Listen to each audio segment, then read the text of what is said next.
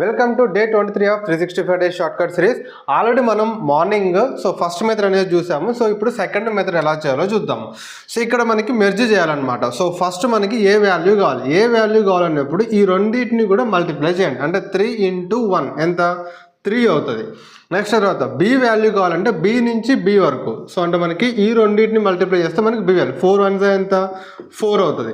Next C value కావాలంటే ఈ రెండింటిని మల్టిప్లై చేస్తే మనకి సి 4 2 ఎంత మనకి 8 అనమాట. సో A:B:C వాల్యూ ఎంత అంటే 3:4:8. ఓకేనా.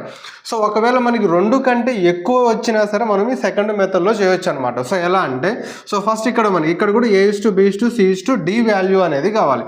ఫస్ట్ ఏ వాల్యూ కావాలి అంటే ఈ మూడింటిని మల్టిప్లై చేస్తాం. 1 3 3 3 5 ఎంత 15. నెక్స్ట్ ఆ తర్వాత బి వాల్యూ కావాలంటే బి నుంచి బి వరకు 3 5 15 15 2 ఎంత 30. ఓకేనా. సో 30. నెక్స్ట్ సి వాల్యూ కావాలంటే సి నుంచి సి వరకు 5 2 10 10 × 2 ఎంత 20. నెక్స్ట్ డి వాల్యూ కావాలంటే మళ్ళీ ఈ మూడింటిని కూడా మల్టిప్లై చేస్తాం. 2 2 ఎంత మనకి 4 4 1 4 అనమాట. సో A:B:C:D వాల్యూ 15:30:20:4 అవుతుంది. సో ఇది మనకి సెకండ్ మెథడ్ అసలు ఎక్కడ యూజ్ చేయాలి ఏంటి అనేది మీకు ఫర్దర్ వీడియోస్లో చెప్తాను. సో ఇలాంటి మరిన్ని షార్ట్కట్ వీడియోస్ కోసం కిరణ్ని ఫాలో కొట్టండి. మీ ఫ్రెండ్స్ అందరికీ కూడా షేర్ చేయండి. జై హింద్.